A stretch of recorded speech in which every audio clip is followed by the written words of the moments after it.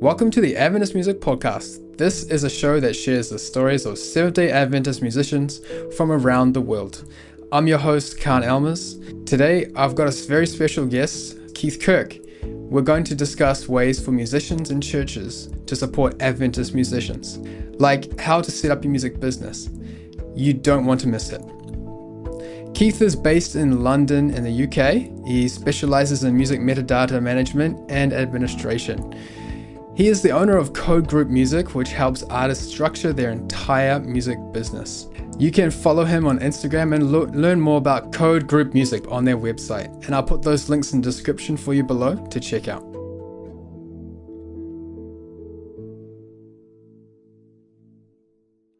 Make sure to follow Adventist Music on Instagram and share the podcast with a friend.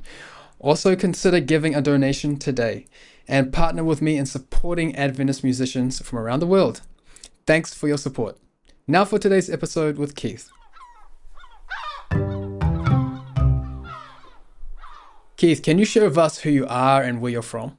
I am Seventh-day Adventist music business professional based in London. I grew up in Trinidad and Tobago. It's the home of my mom and my family. I grew up on an Adventist campus called Caribbean Union College, which is now University of the Southern Caribbean. And it was a very, very musical environment. I mean, choirs, groups, quartets, trios. We even had a band. We had a drum corps, lots of pianists, singers. I mean, it was just a campus full of music, and I just got into it as soon as I landed on the campus. I got into music really quickly because there's so much music around me. Literally, all my friends were either playing an instrument or singing or in a group, and I was like, I want to be part of that.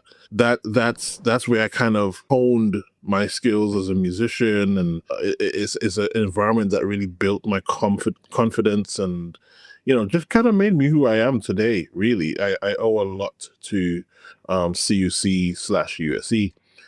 And that's kind of started for me. So you said that you honed your skills as a musician at the university there. Why don't you take us back to the university and tell us more? Yeah, so as I said, I don't know what it was about that campus. Based in the Caribbean, so we had a lot of people from around the Caribbean coming to that university, from Jamaica, St. Lucia, Barbados, Dominica, Grenada. Everybody from the Caribbean generally would come to CUC, right? And then we had people from England and from the US and from different parts of the world coming to CUC, from Africa, all over. They all brought their musical gifts to the campus.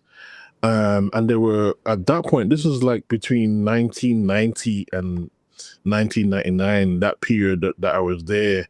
And there was just so many groups and quartets starting up here and trios starting up here and singers everywhere. It was just a rich heritage of and culture of music. So, when you grow up in that kind of environment, you naturally learn things not knowing that you're learning while you're doing, because we were always in rehearsal preparing for a program. Is there like a memorable experience that you had there that inspired you to get into the music industry? I won't say the music industry, because at that point it was more about performance, right? It was more the creative performance side. I knew nothing about the music industry then. That happened when I came back to London and I started working at Universal Music. But what my time at CUC was just about performance and being the best I can be, because like everybody was so good. I particularly remember a gentleman called Conrad Roach. His entire family was just musical, but him specifically, which he just had this talent, and he could play every single instrument. And then next thing I'm seeing, he's directing a choir. He was just phenomenal, a phenomenal guy.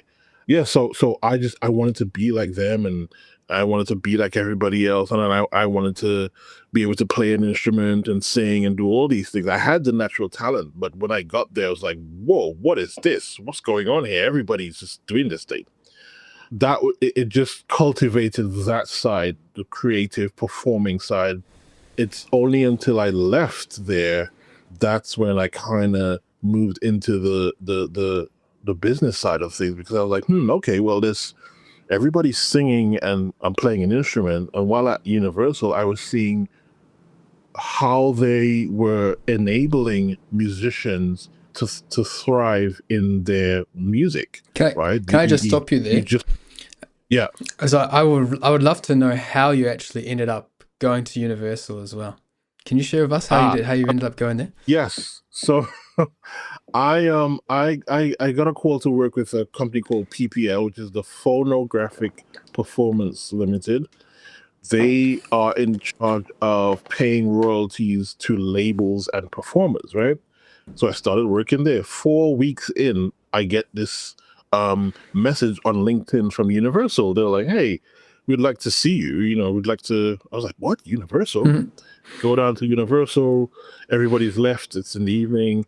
They're just talking about this job and what it is. I wasn't hearing anything. All I know is like, "Yo, I have an opportunity to work at Universal Music, the biggest music company in the world." I wasn't hearing anything they were saying. I was just like, yes, whatever it is, yes, I'll do it. And got in there, worked there for about 2 years. I was one of 2 metadata analysts. Essentially, every morning we would get a download of all the releases around the globe, and we will have to basically quality check those releases, quality check the metadata before it's sent to iTunes, because iTunes has a very, very strict rules and regulations about how data and metadata appears on their platform, right? So when you go to Apple Music and iTunes and you see all the music and the information there, it's there in a specific way. And if you don't deliver it in that specific way, they will reject it. Me and my colleague, we were one of 2 metadata analysts that would quality check Universal's global catalog that's being delivered to iTunes and Spotify and all the DSPs to make sure that it's in the correct format to be sent through to iTunes. So how long did you end up working there for? I was there for about just under 2 years. 2 years. 2 years, okay. And that's when I discovered, I was like, wait a minute, I wonder if my colleagues and friends of people that I know who are in music know about this stuff. So I started asking these questions like, hey, do you know about metadata? And everybody was like, what? What's metadata? What's that? And I was like, I see an opportunity here. I see a niche here. And then I started really studying myself about metadata, getting more into it. Here I am today, like just people call me the metadata guru. Sometimes I've been given that name. It's just really because most people don't know about it, and I just know a little bit more about it. I won't say I'm a guru. A lot more people are talking about metadata now, and there are a lot more awareness. Awareness of metadata in space. It's still on a very small scale, but there's a lot more awareness than when I started, right? So that's a good thing. Is that awareness in which space are you talking about? In general? Or? In the music, yeah, generally in the music business, most people have no clue about what I would say about a large percentage of people in the industry, in the music business, don't really know what metadata is and how important it is. Interesting. It's the most important thing, because you can do really well with your song, and your song is streaming everywhere and blowing up and making money. But if that metadata is not in place, you probably won't see a lot of that money. Oh, I see. Okay. And I understand that you've started a business, right? Code Group Music. How did you transition into creating this organization? Good question.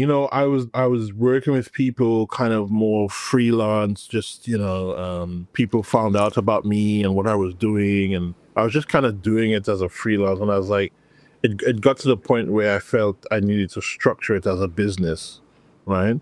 So I had another business before Code Group Music.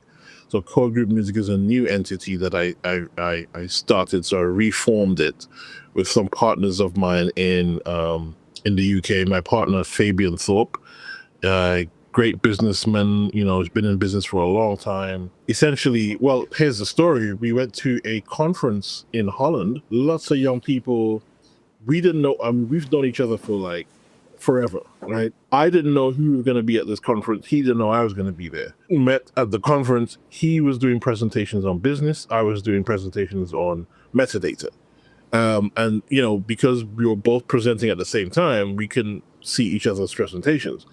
And then one evening we were able to come together. He came to mine, or I think I went to his. And then after, he was like, Keith, why don't we start a music label? And I was like, you want to do that? Mm-hmm. And I was like, yeah. Sure, let's do it. And that's how Code Group Music was born, because there was so many young people there. All of them were into music and singers, and there was this group there and all that kind of stuff. So it was just a natural thing for us to kind of create this entity, and God has been really blessing it so far. And you said that you've recently signed a working relationship with CSAC Music Group, one of the big three PROs in the US. What's the job of a PRO? So the job of a PRO, which is short for Performing Rights Organization, is to administer the public performance rights of your work. So let's say, Kahn, you write a song, right? And remember, generally, when you write a song down on a piece of paper, it's automatically in copyright. You don't have to take it anywhere to get it copyrighted or anything.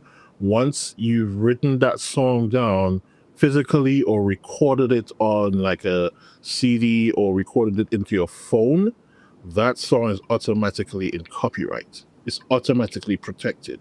However, let's say something happens and somebody hears your song and takes your song and uses it, you would need to be registered with a performing rights organization who is administering and protecting administering your rights on your behalf.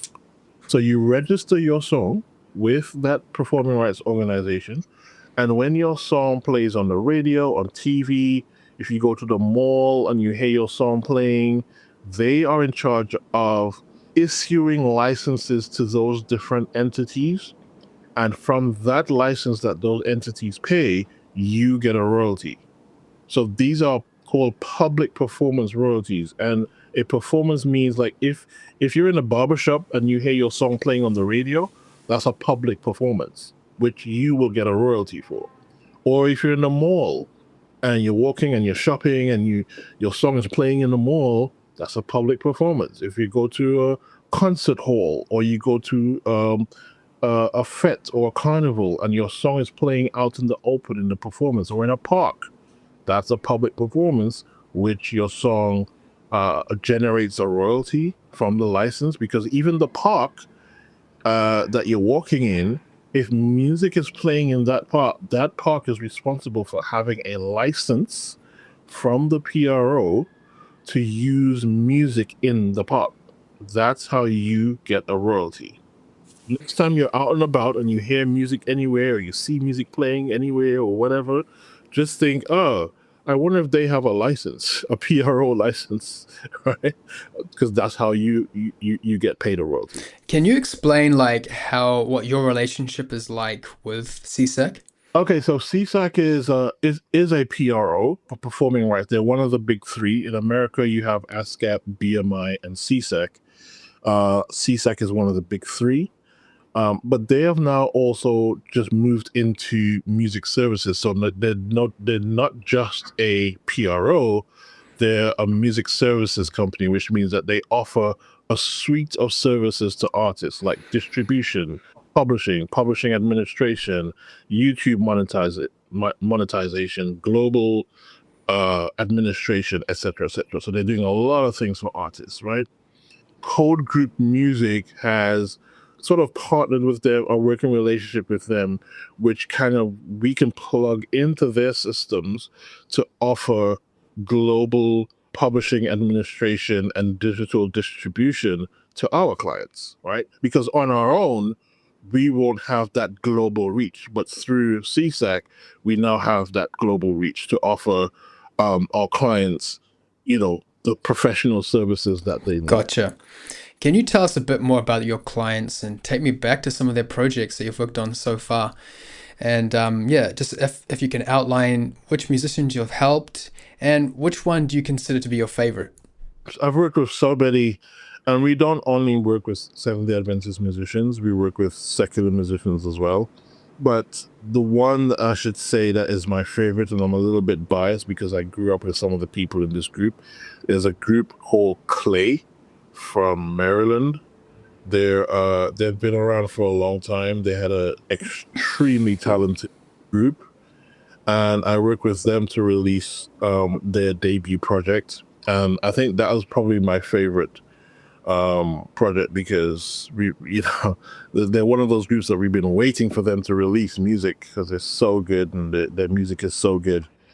Can you tell me like how you've helped Clay? Like, take us to the process that you've helped them. With Clay especially, it was more about, okay, they've got this album, they're working on this album, it's been recorded, it's been mixed, it's been mastered. What do we do now? In order for it to get released digitally, I need 4 things to get this song out to the marketplace at the bare minimum. I need the cover art, the ISRC code, which stands for International Standard Recording Code. Why did I forget that? That's a code that tracks and recognizes the recording. I need the UPC code, which stands for Universal Product Code. That's the code that tracks the product, and I need the lyrics. Those are the 4 basic pillars that I need to release a song to the market. I also need all the contributor information. What is contributor? That's who produced it, who mixed it, who mastered, who sang background vocals, who played bass, who played the piano, who played the drums, their names. I need all of their names because you want to always have the contributor information there because contributors also get a royalty. If you play drums on someone's album, you can also get a royalty as a drummer. It's called a non-featured royalty, non-featured artist performance royalty. So everybody on the project is in line to get some kind of payment in the music business. It's not just the main artist. It's the musicians, it's the background vocalists also get a royalty, right? It's a non-featured performance royalty. So I gather all of that together, I put it down on a spreadsheet, make sure everything's right, and then I upload it to a distributor. Upload all that information, check it through, then send all that information through. Oh, I forgot that I need the MP3 or the WAV file. You also need the WAV file, obviously, of the music, right? Preferably the WAV file, the mastered WAV file of all the songs, and I name the WAV files and all that kind of stuff. I push it through to the distributor, and then the distributor they do their checks, and if everything's okay, they send it through to the DSPs, the digital service providers like Spotify, Apple Music, etc. So, Right? so in essence, you collect all that information from the artist, you packaged it together for them to begin to distribute to the wherever you listen to music. Wherever you listen to music, over 200 DSPs. And mind you, Code Group Music, we are now a distributor. So we don't need to go to a third party. We can distribute ourselves. So you can go straight to Apple. That's correct. Yeah. That's correct. Yeah. We have our own system. Yep. Do you want to explore some more about what you guys are doing? Yeah, so we really want to boost not just how much music is going out there from our Adventist music community, but we want to encourage the Adventist music community to actually start writing more music because we are not writing. We hear a song and we begin to sing it. And sometimes, unfortunately, some of these songs, we don't really agree with the theology, right? So it's really important that we really start to write music out there. And core group music was set up to that if you've written a song, we can attach you to a producer who can help you to structure that song, make it nice, put the strings and the drums and the piano and the voices. We can help you do all that. And we can help you get that song to the DSPs like Spotify and Apple Music, because we can do all of that in the back end. But we not only do that, we help you with your back end. So we help you register your song with a PRO, register your song with all the agencies that protect and distribute the rights that your song, or the royalties that your song generates. There are many rights in a song, many, right? But there are different organizations that distribute different types of royalties. One song, and I want your audience to understand, this is going to blow your mind. One song can generate up to 900,000 individual revenue streams. Wow. That is a lot. One song. That's a lot, right?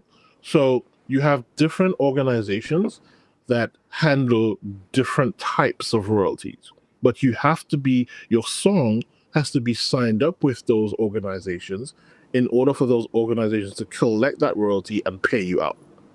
So we help with all that. I know it, even me saying it sounds confusing, right? But we handle all of that in the back end. We do all of that. So we do, if you've written a song, we help you connect you to a producer who can help you really formalize the song and get it sounding nice and everything. We help you register with all the agencies globally, because we are a publishing administrator, and I can talk about what a publishing administrator is, right? And then we help you get your song to the DSPs, the Spotify and Apple Music. Now, here's the thing. The music business, the streaming services aren't really paying that well, right? You need 1,000 streams, I think, to get $250 or something like that, or 10,000 streams. You have to stream a lot to kind of generate money. So we've partnered with an organization, and the industry is changing right now. Believe it or not, the industry is going back to physical product, i.e. vinyl and CD. Yep. That's interesting. They're going back to vinyl and CD. So we've partnered with an organization that we can set up your vinyl and CD online. Once we set it up, we send a link. You send that link to your supporters, and they can go to that link and they can actually purchase your vinyl and CD, and that organization will ship it to wherever they are. So what I'm saying is that as well as sending your song to streaming services, you can also do physical product, because you will get that money straight away in your hand. So what you're saying is that there's multiple sources of income, not just streaming.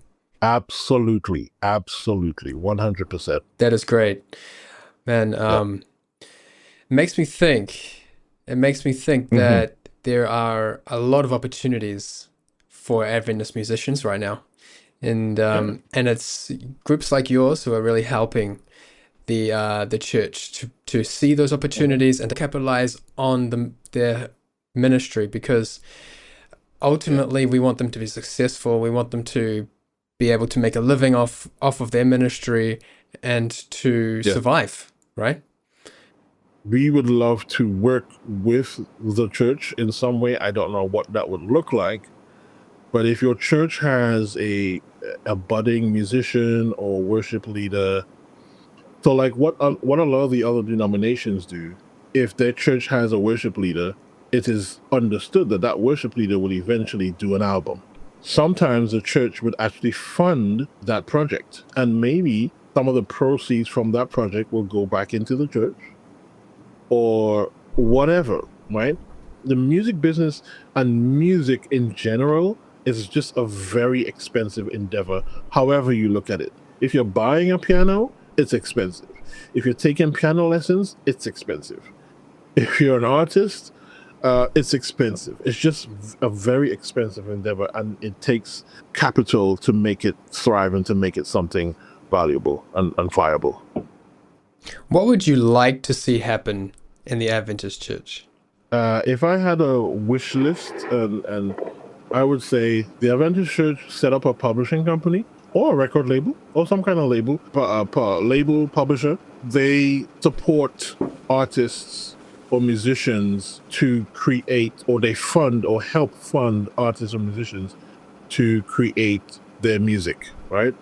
Now, there will be certain requirements.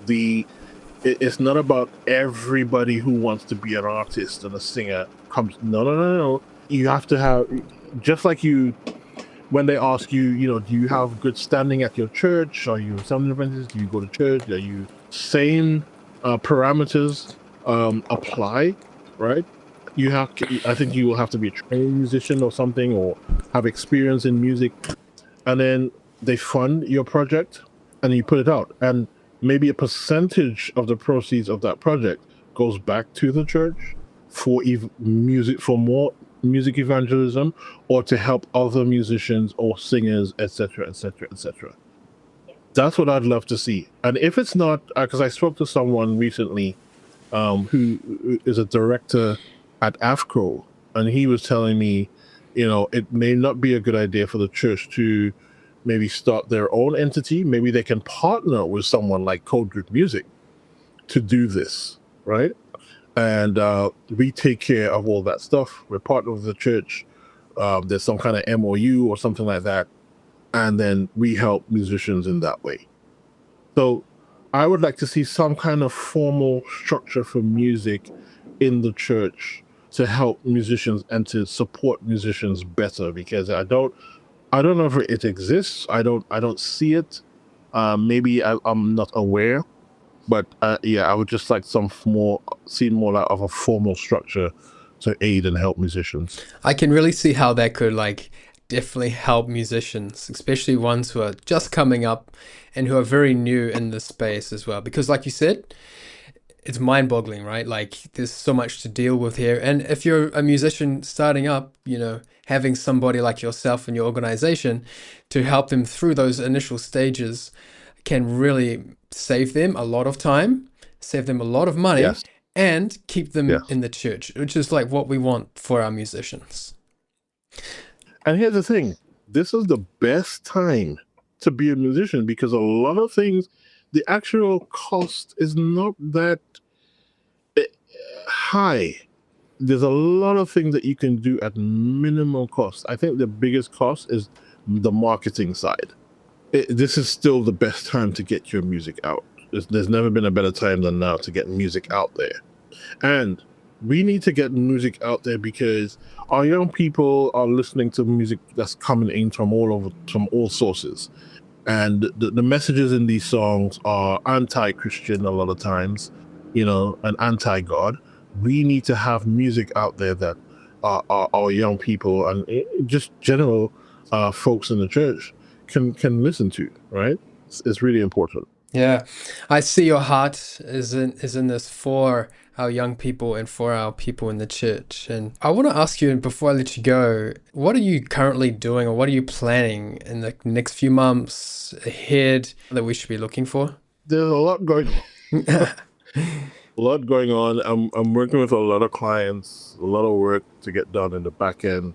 But we do have some plans. We want to create a Seventh-day Adventist songbook with songs that have been written by Adventist songwriters. Because if you don't know, the hymnal that we use, the Seventh-day Adventist hymnal, has 695 hymns, of which only about 3% of those 695 hymns are songs written by Seventh-day Adventists. Now, that's not a bad thing, right? The songs on the hymnal are phenomenal. I love them. I love the hymns. But the representation of Adventist songwriters is very, very minimal. So we want to put together something that we're at the early stages of that as well. We're also partnered with another company called CCLI, the Christian Copyright Licensing International. They're a global Christian organization that licenses music for churches, schools, and universities, Christian churches, schools, and universities worldwide. They license music for over 250,000 churches globally. So if you've written a song, a worship song or hymn or anything like that, we are a publisher with CCLI. We can get your song published and made available to those 250,000 churches worldwide, of which, if they are singing your song, you will get a royalty. This is separate from the other part with CSAC, right? This is on the Christian side. I'm really curious about the whole CCLI side of things as well, and I would love to get hear more of your perspective on that. Could you tell me how that has been implemented in the Seventh-day Adventist Church, and how it's been how has that been accepted by the Seventh-day Adventist Church, and is that being widely practiced? Has there been much adoption of that? Yeah, that's what I'm trying to say. Yeah. Yeah, to some extent, it could be better, but CCLI has new technology now, which means that if you're using the CCLI system in your church, once you pull music from the system automatically reports to CCLI which songs have been used. In the streaming, on the stream side, no. So if you're having a service, right, and you're pulling songs from the CCLI database, the CCLI database can now report which songs you've used in that service. I see. Okay. So CCLI will give you all the songs that they have, like a list of all those. Yeah. And as you pull those up, you're using them in your worship services, and those automatically get reported to them. Yeah. I see. Automatic report. However, you have to have the system. I think it's an online system, right? So the system allows you to show lyrics, chords, charts. So, and once you're using it through the system then automatically generates a report to CCI to say, oh, this church, this Seventh-day Adventist church, blah blah blah, used this song at this time on this day, blah blah blah blah, and that will send the report, etc. automatically. But the church has to use the system in order for that to work. If they're not using the system, then they have to manually report to CCLI that these are the songs we used on Sabbath, so that CCLI can now pay out the songwriters. If that doesn't happen, the songwriters just won't get paid. It's just because there's no reporting happening. Talking about reporting, I understand that you're going to be giving a talk at Newbold soon, right? Could you tell us about what you'll be talking about there? Yes, it's a conference I think it's the first of its kind called Connected 25, and there's going to be a bunch of speakers talking about on different topics, more on the technological side, or how we use technology for evangelism. So my talk is on music publishing. Or utilizing music publishing for digital evangelism. And that's going to be on the 12th of October at Newbold. Tickets are available. You can just go to the Newbold website and you can see information about that there if you're in the London area. I'm not sure if it's going to be streamed or anything like that. I'm going to be talking about music publishing and digital evangelism, which is a very exciting topic for me. So, yeah. That's what's happening on the 12th of October. Awesome. Well, make sure to check out Keith's workshop on music publishing. It's going to be happening at Connect Conference at Newbold in London, England this year. So check that out. Also, check out his website. I'll drop the link below. It's got more info about their services. Thank you for listening to this episode of Adventist Music. It was produced by me, Kahn Ellmers, and a huge thanks to Keith for coming on to the show. We'd love to stay in touch with you on social media, so if you're a musician, tag us on your reels. We'd love to share them on Instagram. And give me a message on your socials too. I'd love to chat. Adventist Music is a podcast that highlights the unique stories of Adventist musicians. We are listener supported, you can give today and help us continue making these episodes for the community. Make sure you're listening in on the next episode of Adventist Music.